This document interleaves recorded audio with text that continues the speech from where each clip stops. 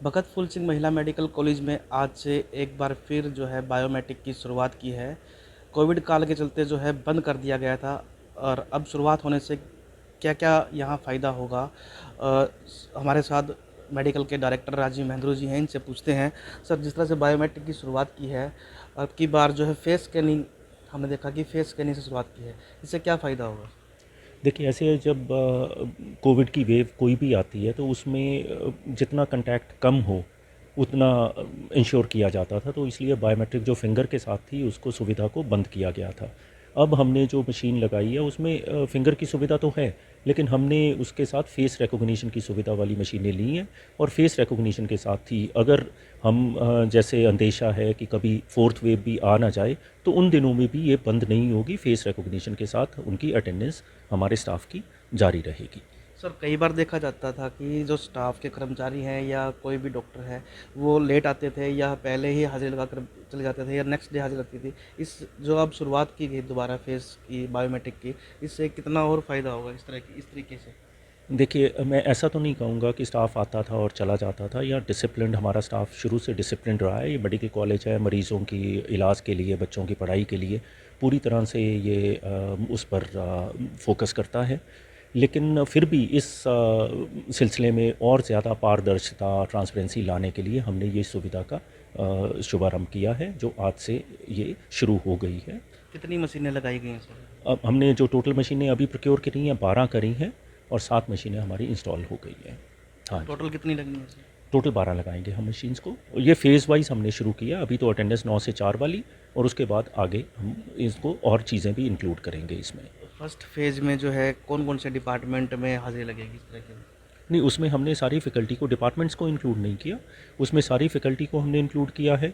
उसमें staff nurses के लिए भी है, पैरामेडिकल, और जो मिनिस्ट्रियल स्टाफ है उनको, और जो कॉन्ट्रैक्चुअल जो हमारे पास कुछ एम्प्लॉइज़ हैं उनके लिए ये सुविधा हमने शुरू करी है। सर, थर्ड वे के चलते जो है काफ़ी चीज़ें जो है प्रभावित हुई थी और ओपीडी थी वो भी बंद कर दी थी, ऑपरेशन नहीं हो पा रहे थे। अब थर्ड वे ख़त्म होने के बाद जो है मेडिकल में हर रोज़ कितनी ओपीडी सामने आ रही है और क्या सामान्य कर दिया गया है दोबारा से? हाँ जी। ये बताना चाहूँगा कि एक टाइम ऐसा आया था जो हमारा हॉस्पिटल को एक्सक्लूसिव कोविड घोषित कर दिया गया था, जिसमें सर्जरीज़ और ओपीडी बंद कर दी गई थी। लेकिन कुछ डिपार्टमेंट, जैसे गायनी डिपार्टमेंट की डिलीवरीज़ और सिज़ेरियन हो रहे थे उन दिनों में भी।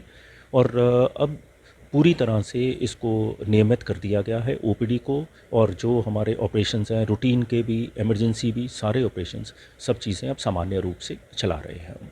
इसके अलावा सर, हमने कई बार पीछे देखा था कि पिछली बार जब बारिश हुई थी तो उसमें काफ़ी जल भराव की समस्या यहाँ सामने आई थी और जो आने वाले बच्चे हैं उनके लिए नई नई प्रपोजल की तैयारियाँ की जा रही थी थर्ड वे उसको लेके, थर्ड फेज़ को लेके। तो अब उनकी मंजूरी मिल चुकी है, तो कब तक कितने रुपए में काम शुरू होगा यहाँ? कितने रुपए की मंजूरी मिली? देखिए, रोड का जो काम है वो तो 15 करोड़, तकरीबन 16 करोड़ के आसपास का है, जिसका गवर्नमेंट की तरफ से पैसा आया और ट्रांसफ़र भी कर दिया गया पीडब्ल्यूडी की तरफ से, और उनकी तरफ से टेंडर भी हो गया है। अब जल्द ही, कुछ दिनों में ही काम उसका, रोड का शुरू हो जाएगा। और दूसरा थर्ड फेज़ भी हमारा, उसकी भी डीपीआर सबमिट हो गई है, जो तकरीबन जैसे गवर्नमेंट की तरफ से मंजूरी मिल गई है, उसकी जो पैसा सैंक्शन होगा वो तकरीबन 400 करोड़ के आसपास का लागत का है। तो और भी कोई नए प्रपोजल इसमें है सर अपने से? कोई नए प्रपोजल सरकार की तरफ से आया है? सरकार की तरफ से अब जैसे वो मटीरियलाइज़ होते हैं तो उनकी जानकारी भी दी जाएगी। समय समय पर उसकी जानकारी देते रहेंगे हम आपको। थर्ड वेव के बाद जो है कोरोना जो कम होने के बाद जो है अब मेडिकल में लगातार मरीजों की संख्या जो है बढ़ती जा रही है, जिसके चलते अब जो है ओपीडी, रोजाना की ओपीडी जो है 2500 तक पहुंच गई है।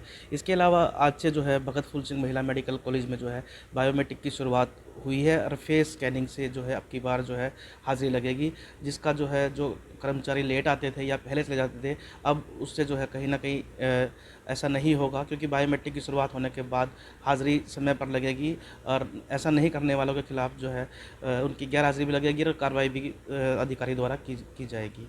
गोहाना से पंजाब केसरी के लिए सुनील जिंदल। हमसे जुड़े रहने के लिए हमारे YouTube चैनल को सब्सक्राइब करें और नई वीडियो की नोटिफिकेशन के लिए बेल आइकॉन को दबाएं। अगर आप ये वीडियो Facebook पर देख रहे हैं तो लाइक जरूर करें और ज्यादा से ज्यादा शेयर करें। धन्यवाद।